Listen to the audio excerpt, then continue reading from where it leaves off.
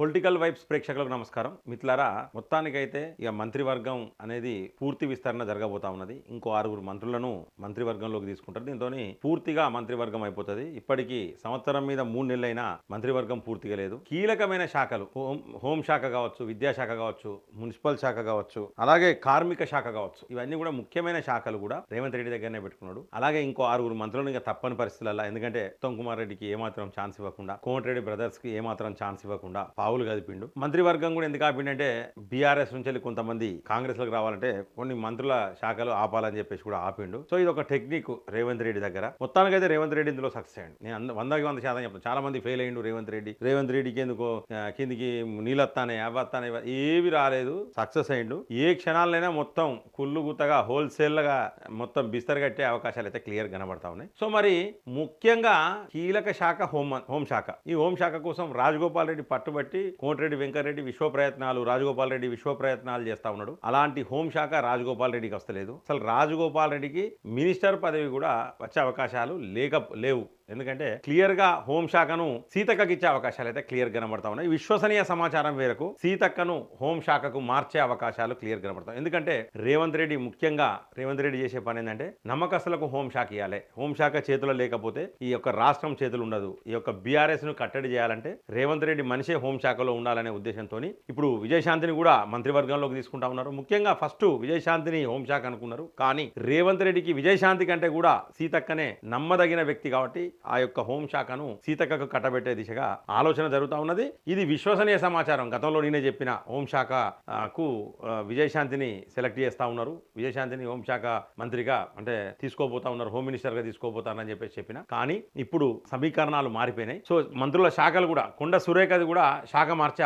ఆలోచనలో ఈ యొక్క ప్రభుత్వం అంటే ఈ యొక్క రేవంత్ రెడ్డి ఉన్నాడు అనేది క్లియర్ కనబడతా ఉన్నది మిత్రులారా. సో ఇవన్నీ కూడా నాకు విశ్వసనీయ సమాచారం, నాకు కొంత నమ్మదగిన సమాచారం, కొంతమంది పెద్దల నుండి నా దగ్గరకు వచ్చిన సమాచారం. సో ఆ సమాచారం ఏందనేది చూద్దాం. మరి మంత్రివర్గంలోకి ఎవరెవరు వస్తా ఉన్నారు అనేది కూడా నాకు సమాచారం ఉన్నది కొంత. సో ఆ మంత్రులు ఎవరు వస్తా ఉన్నారు? హోంమంత్రిగా సీతక్క, మరి విజయశాంతికి ఏ శాఖ, కుండ సురేఖకి ఏ శాఖ, పొన్నం ప్రభాకర్కి ఏ శాఖ పోతా ఉన్నది. సో ఆ వివరాలన్నీ కూడా నేను క్లియర్ గా మీ ముందు ఉంచుతున్నా మిత్రులారా. సో దయచేసి ప్రతి ఒక్కరు కూడా ఈ వీడియోను పూర్తిగా చూడండి, లైక్ చేయండి, 10 మందికి షేర్ చేయండి. ఖచ్చితంగా మీ యొక్క అభిప్రాయాన్ని కామెంట్ బాక్స్ లో రాయండి మిత్రులారా. సో మిత్రులారా, మొత్తానికైతే రేవంత్ రెడ్డి కొడంగల్ నుంచి వెళ్ళి రేవంత్ రెడ్డి ఎమ్మెల్యే అయ్యిండు. సో కొడంగల్ నుంచి వెళ్ళి రేవంత్ రెడ్డి ఎమ్మెల్యే అయ్యి ముఖ్యమంత్రి అయ్యిండు. సో కొడంగల్ అనేది మహబూబ్ నగర్, ఉమ్మడి మహబూబ్ నగర్ జిల్లా. సో ఇది మహబూబ్ నగర్ జిల్లా కిందికి వస్తుంది. సో మహబూబ్ నగర్ జిల్లా అని రాసుకుందాం దీన్ని. మహబూబ్ నగర్ జిల్లా, ఉమ్మడి మహబూబ్ నగర్ జిల్లా నుంచి ముఖ్యమంత్రి అయ్యిండు. ఇది నంబర్ 1 పాయింట్. సో తర్వాత బట్టి Vikramarka Mallu finance and planning energy, అంటే ఈ ఫైనాన్స్ మినిస్టరు ఆర్థిక శాఖ మంత్రి బట్టి విక్రమార్క మదిరా ఎస్సీ నియోజకవర్గం. అంటే మదిరా అంటే ఇది ఖమ్మం నియోజకవర్గం మిత్రులారా. ఉమ్మడి ఖమ్మం జిల్లా. మనం ఉమ్మడి జిల్లాలే మాట్లాడుకుందాం. నెక్స్ట్ ఈ యొక్క ఉత్తమ్ కుమార్ రెడ్డి ఇరిగేషన్ ఇక బ్రహ్మాండంగా పనిచేస్తాడు అనుకోండి. వీళ్ళంతా రెడ్లే ఉంటారు, ఇక్కడ ఎక్కువ మీరేం టెన్షన్ పడకండి. సో ఈ ఉత్తమ్ కుమార్ రెడ్డి నల్గొండ, ఉమ్మడి నల్గొండ జిల్లా. శ్రీ దామోదర రాజనరసింహ గారు health, medical and family welfare minister, science and technology కూడా ఆందోళన నుంచి వచ్చిండ్రు. సో వీరు ఆందోళన నియోజకవర్గం అంటే మెదక్, ఉమ్మడి మెదక్ జిల్లా. కోమటిరెడ్డి వెంకటరెడ్డి మీకు తెలియదు కాదు, నల్గొండని ఏళ్తాండు, ఎప్పంచలో వెళ్తాడు, నల్గొండ జిల్లా. ఇది కోమటిరెడ్డి వెంకటరెడ్డి. ఈయన రోడ్స్ అండ్ బిల్డింగ్స్, సినిమాటోగ్రఫీకి సంబంధించిన మినిస్టర్. అలాగే దుద్దిలా శ్రీధర్ బాబు గారు ఇన్ఫర్మేషన్ అంటే ఐటీ మినిస్టర్. కేటీఆర్ కుండే చూసిరా, గా మినిస్టరే ఈ శ్రీధర్ బాబు. సో ఈయన మంత్రి నియోజకవర్గం అంటే ఉమ్మడి కరీంనగర్ జిల్లా కిందకి వస్తుంది మిత్రులారా, అది కరీంనగర్. ఇక శ్రీ పొంగులేటి శ్రీనివాస్ రెడ్డి గారు revenue and housing, information and public relations, Paleru నియోజకవర్గం నుంచి ఎమ్మెల్యే అయ్యిండు. వారు వచ్చేసి ఖమ్మం, ఉమ్మడి ఖమ్మం జిల్లా నుంచి మినిస్టర్ ఉన్నారు. అలాగే పొన్నం ప్రభాకర్ గారు ఉస్నాబాద్ నుంచి గెలిచినారు, BC welfare. So BC welfare minister గా పొన్నం ప్రభాకర్ ఉన్నారు. సో ఈ పొన్నం ప్రభాకర్ గారిది కూడా కరీంనగర్, ఉమ్మడి కరీంనగర్ జిల్లా కిందకి వస్తుంది. అలాగే కొండ సురేఖ గారు ఉమ్మడి వరంగల్ జిల్లా కిందకి వస్తుంది. సీతక్క గారు ఉమ్మడి వరంగల్ జిల్లా కిందకి వస్తారు. ఇక నెక్స్ట్ తుమ్మల నాగేశ్వరరావు గారు ఖమ్మం జిల్లా కిందకి వస్తారు. వాళ్ళు డైరెక్ట్ ఖమ్మం నుండే గెలిచిండు ఆయన. ఇక లాస్ట్ ఏంటంటే చూపల్లి కృష్ణారావు గారు, ఈయన కొల్లాపూర్ నుంచి వచ్చి మహబూబ్ నగర్ కిందకి వస్తారు. ఇక మహబూబ్ నగర్. సో మొత్తానికి అయితే ఇక్కడ మనకు 6 జిల్లాలు కవర్ అవుతాయి మిత్రులారా. నెంబర్ 1 ఏంటిదంటే 6 జిల్లాలలో నెంబర్ ఏంటంటే వరంగల్ కవర్ అయింది. వరంగల్ నుంచి మినిస్టర్లు ఉన్నారు, నల్గొండ నుంచి మినిస్టర్లు ఉన్నారు.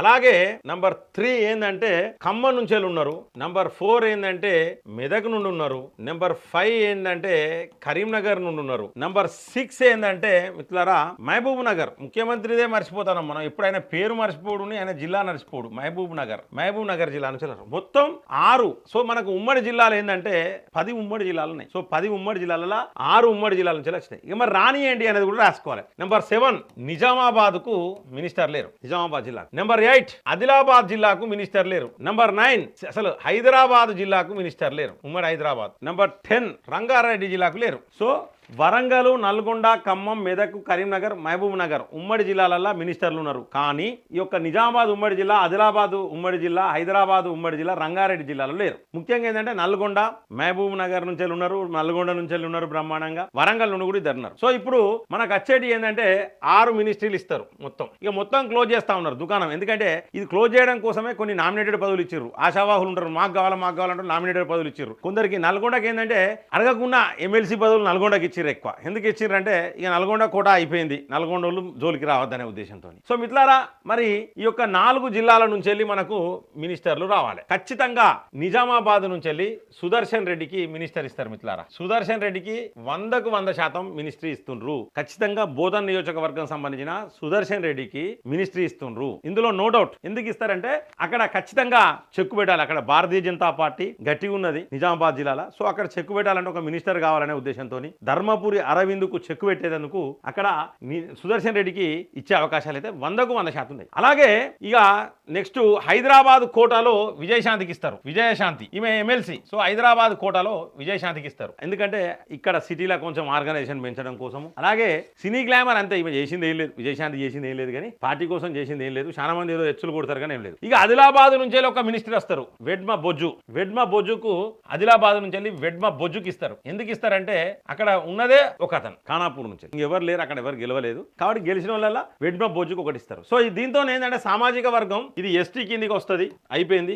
బీసీ కిందికి వస్తుంది అండ్ మహిళా కిందికి వస్తుంది, అయిపోయింది. సో మొత్తానికైతే అక్కడ ఎస్టీ అయిపోయింది, బీసీ కోట అయిపోయింది, సుదర్శన్ రెడ్డి ఒకటి. ఇంకోటి ఇక పోతే ఇప్పటికీ 3 అయిపోయినారు. సో రంగారెడ్డి నుంచి వెళ్ళి మల్రెడ్డి రంగారెడ్డికి ఇస్తారు. సో దీంతో సుదర్శన్ రెడ్డి గారికి, మల్రెడ్డి రంగారెడ్డి గారికి, ఈ ఇద్దరికి అంటే టోటల్ గా 6 మినిస్ట్రీలు ఇప్పుడు ఇవ్వాల్సి ఉందని. సో నంబర్ 1 ఏంటంటే ఇద్దరు రెడ్లకు, రెడ్డి సామాజిక వర్గానికి ఇద్దరికి ఇస్తారు. 2 మినిస్ట్రీలు అయిపోయినాయి. ఆ 2 ఎవరంటే సుదర్శన్ రెడ్డి నిజామాబాద్ ఉమ్మడి జిల్లా. అలాగే నెక్స్ట్ ఇంకోటి ఏంటంటే రంగారెడ్డి జిల్లా నుంచి వెళ్ళి మల్రెడ్డి రంగారెడ్డికి. ఇక ఈ రెడ్డి కోట అయిపోయినట్టే. ఇంకా వేరే రోజులు ఆశలు పెట్టుకున్నా వేస్తే గలంతే. ఎందుకంటే అంతే లీక్ అయిందే, ఇది లీకేజే. ఈ డిస్కషన్స్ ఎక్కడ జరుగుతాయి అనేది నాకు తెలుసు మిత్రులారా, కాబట్టి చెప్తున్నాను. అయిపోయింది. నెక్స్ట్ బీసీ అండ్ ఫిమేల్ కోట 2 కలిపి ఒకటి విజయశాంతికి ఇస్తారు. సో దీంతో ఇక్కడ సుదర్శన్ రెడ్డి నిజామాబాద్ అయిపోయింది, మల్రెడ్డి రంగారెడ్డి జిల్లా అయిపోయింది, విజయశాంతి హైదరాబాద్ అయిపోయింది. ఇక మనకు రావాల్సింది ఏం జిల్లా అంటే మిత్రులారా, మనకు రావాల్సింది ఆదిలాబాద్ నుంచి వెళ్ళి ఎస్టీ సామాజిక వర్గానికి సంబంధించిన వెడ్మ బొజ్జుకి ఇస్తారు. సో ఇక్కడికి 4 మంత్రులు అయిపోయారు. టోటల్ గా 4 మంత్రులు అయిపోయారు. ఇంకిద్దరికి ఇవ్వాలి. ఇంకిద్దరిలో నంబర్ 4 ఏంటంటే ఎస్సీ సామాజిక వర్గానికి సంబంధించి. ఇక్కడ చూడండి, సుదర్శన్ రెడ్డి గారు నిజామాబాద్, మల్రెడ్డి రంగారెడ్డి జిల్లా, విజయశాంతి హైదరాబాద్ కోటాల, వెడ్మ బొజ్జు ఆదిలాబాద్ జిల్లాల. సో దీంతో 10 ఉమ్మడి జిల్లాలకు సంబంధించి అయిపోయింది. ఇక్కడ ఎస్టీ సామాజిక వర్గం వచ్చింది, రెడ్డి సామాజిక వర్గానికి ఇద్దరికి ఇచ్చారు కాంగ్రెస్ కాబట్టి. విజయశాంతికి బీసీ అండ్ మహిళా సామాజిక వర్గంలో విజయశాంతికి ఇచ్చిండ్రు. ఇక పోతే నెక్స్ట్ ఇప్పుడు ఇంకా 2 ఒకటి ఎస్సీకి ఇస్తారు. ఆ ఎస్సీ ఏంటంటే వివేక్ గారికి, చెన్నూరు వివేక్ గారికి ఇస్తారు. ఇక్కడితోని 5 అయిపోయినాయి. సో ఇక్కడ నెక్స్ట్ ఇంకోటి ఏంటంటే మొత్తం టోటల్ గా 2 బీసీలకు ఇస్తారు. కాబట్టి ఇక్కడ ఇచ్చే అవకాశాలు ఎవరికి ఉన్నాయంటే, ఎక్కువ ఎవరికి ఉన్నాయంటే మిత్రులారా, వాకాటి శ్రీహరి ముదిరాజ్ మక్తల్ నియోజకవర్గం, వాకాటి శ్రీహరి ముదిరాజ్. ఇక బీర్ల ఐలయ్యకు వీళ్ళందరినీ పక్క పెట్టేటే. తర్వాత ఒకరికి డిప్యూటీ స్పీకర్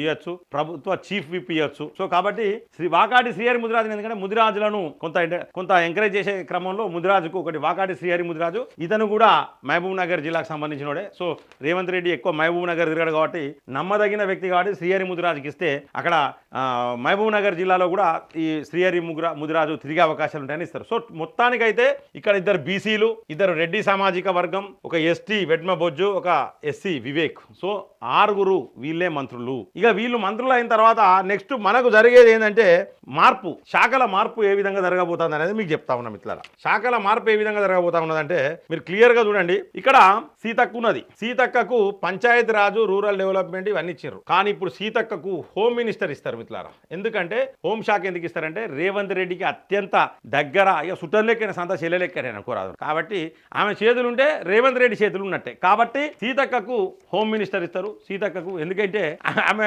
ఆమె అంటే ఆమె జీతంలో రాసినది కావచ్చు, ఒక అప్పుడు నక్సలైట్ ఉన్నది, ఇలా మళ్ళీ హోమ్ మినిస్టర్ ఉన్నది. అంటే కొంతమందికి రాసి ఉంటాయి, ఇక అట్లనే జీవితంలో అదే రాసినట్టున్నది, అదే జరగబోతా ఉన్నది. మొత్తానికైతే హోంశాఖ ముందెందుకు ఇవ్వలేదంటే ముందిస్తే ఈ యొక్క ఉత్తమ్ కుమార్ రెడ్డి, కోమటిరెడ్డి వీళ్ళందరూ కూడా కొంత కళ్ళు మంట చేసుకుంటారనే ఉద్దేశంతో ముందు ఇవ్వలేదు. సో ఈ క్రమంలో ఈ సీతక్క శాఖను మార్చుతున్నారు 100%. కొండ సురేఖ గారిని బీసీ వెల్ఫేర్ కు పంపుతారు. కొండ సురేఖను బీసీ వెల్ఫేర్ కు పంపుతారు. ఇక ఎవరైతే విజయశాంతి వస్తా ఉన్నారో ఆ విజయశాంతికి ఎన్విరాన్మెంట్, ఫారెస్ట్, ఎండోన్మెంట్ ఈ యొక్క కొండ సురేఖ శాఖని ఇస్తారు. మరి పొన్నం ప్రభాకర్ గారికి ఏం చేస్తారంటే పంచాయతీ రాజ్ ఇవన్నీ కూడా ఇస్తారు. ఇది జరగబోయేది మిత్రులారా. సో మొత్తానికైతే శాఖల మార్పు అనేది జరుగుతుంది. ఇక శాఖల మార్పు జరగని మంత్రులు ఎవరెవరు ఉంటారు అనేది కూడా మీకు చెప్తానా.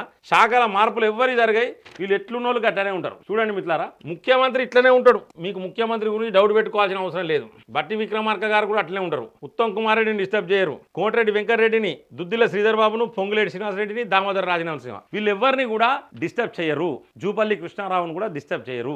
డిస్టర్బ్ అయ్యేది ఏంటంటే మహిళలు డిస్టర్బ్ అవుతారు. 3 మహిళలు, శాఖలు మారుతాయి. అలాగే పొన్నం ప్రభాకర్ది కూడా శాఖ మారే అవకాశం అయితే క్లియర్ కనబడతా ఉన్నది. ఇది విశ్వసనీయ సమాచారం మిత్రులారా. మొత్తానికైతే మంత్రివర్గ విస్తరణ కూడా అతి త్వరలో మంత్రివర్గ విస్తరణ ఉంటుంది. అనూహ్యంగా నేను చెప్పిన విజయశాంతికి ఎమ్మెల్సీ ఇస్తారు, హోంమంత్రి ఇస్తారని చెప్పిన, కానీ సమీకరణాలు మారినాయి. సీతక్క దగ్గర ఉంటేనే బెటర్ అని మళ్ళీ ఒక మీటింగ్లో వీళ్ళు డిస్కస్ చేసుకున్న విషయాలు నేను చెప్తున్నా మిత్రులారా. మనకు కొంత తెలుస్తుంది సమాచారం, వాళ్ళకి సంబంధించిన వ్యక్తుల దగ్గర నుంచి మనకు సమాచారం తెలుస్తుంది. సో సీతక్కను హోంమంత్రిగా, అలాగే విజయశాంతిని కూడా మంత్రివర్గంలోకి తీసుకుంటారు. సో ఇక ఎమ్మెల్సీలు ఎవరిని కూడా అద్దంకి దయాకర్ను వీళ్ళందరికీ కూడా మంత్రి పదవులు అనేవి ఆశలు లేవు. ఇక క్లోజ్ చేసుకోవాల్సిందే. ఎమ్మెల్సీగానే అద్దంకి దయాకర్ ఉంటాడు. సో అలాగే ఈ యొక్క శాఖలు మంత్రివర్గం కూడా ఇన్ని రోజుల వరకు కూడా మంత్రివర్గం ఎందుకు విస్తరించలేదంటే ఎమ్మెల్సీలను తీసుకోవాలి ఒకటి. సో ఎమ్మెల్సీ నుంచి ఒకరిని తీసుకున్నారు. నెంబర్ 2 పాయింట్ ఏంటంటే ఈ యొక్క నామినేటెడ్ పదవులు కొన్ని ఇవ్వాలి. సో నామినేటెడ్ పదవులు కూడా కొన్ని ఇచ్చిండ్రు. నెక్స్ట్ ఏంటంటే ముందుగా ప్లాన్ చేస్తే ఏంటంటే కోమటిరెడ్డి ఎత్తుకపోయే అవకాశాలు. మెయిన్ రేవంత్ రెడ్డి టార్గెట్ ఏంటంటే రాజగోపాల్ రెడ్డికి హోంమంత్రి ఇవ్వద్దు,